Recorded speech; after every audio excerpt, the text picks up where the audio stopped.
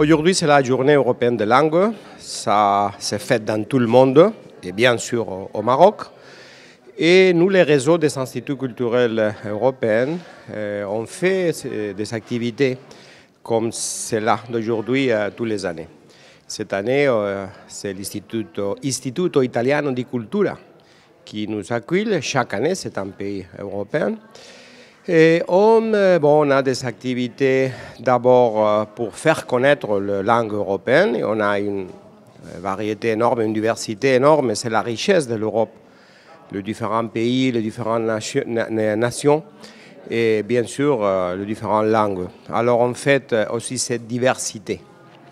Voilà. Et bon, ce n'est pas seulement le français ou l'espagnol ou l'anglais, l'allemand, les langues, l'italien, mais il y a beaucoup de pays qui ont des langues qui ont une richesse linguistique et qui offrent ça aux Marocains. Les Marocains vraiment ont des talents extraordinaires pour les langues.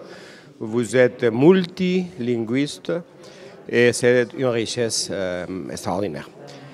Après cette démonstration des langues européennes, on va voir une table ronde sur les rôles que les langues jouent dans les sociétés multiculturelles. Quel est le rôle du multilinguisme dans les sociétés multiculturelles? Parce qu'aujourd'hui, on ne peut pas parler d'une société isolée, d'une société avec une seule identité. Et à l'Europe, mais aussi au Maroc, au Maghreb, il y a une diversité énorme des identités, surtout à l'Europe d'aujourd'hui. Alors, on va faire cette réflexion et de deux sens. D'un côté, pourquoi les Européens sont attirés par les langues vernaculaires marocaines, et de l'autre côté, pourquoi les Marocains sont attirés par les langues européennes. Et c'est absolument nécessaire, on pense, communiquer avec les autres. Les langues sont pour se connaître, pour se comprendre et pour mieux vivre ensemble. أهمية اللغات الأوروبية بالنسبة للمغاربة ومشكل تعدد اللغات ومستقبل اللغات بالنسبة لأي مواطن في العالم.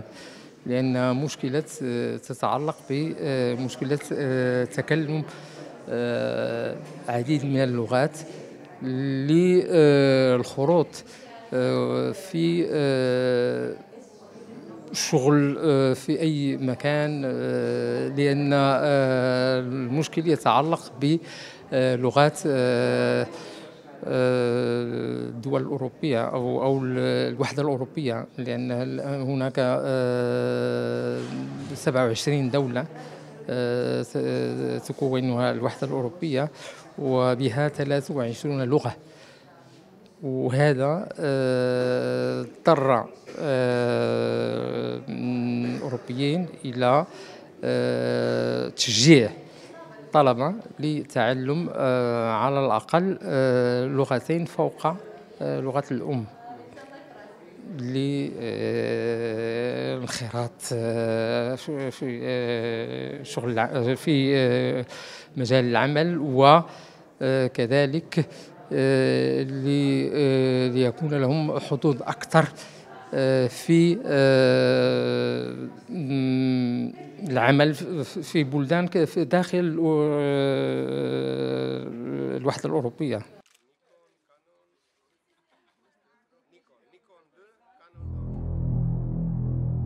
ما تنساش تابونا في لاشين وتأكد بالجرس باش يوصلك جديد الفيديوهات من هسبريس.